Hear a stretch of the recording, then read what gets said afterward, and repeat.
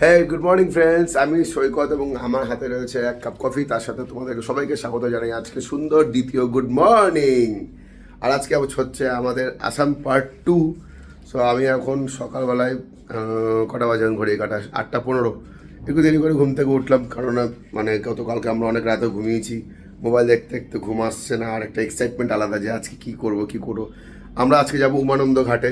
উমানন্দ ঘাটে গিয়ে আমরা লঞ্চে করে, বা ওই ফেরি যেটাকে বলা হয় অ্যাকচুয়ালি, তো সেটা করে আমরা সেই আইল্যান্ডে যাব যেখানে গিয়ে বাবা ভোলানাথ বসবাস করে। তো সেখানে গিয়ে আমরা পুজো দেবো।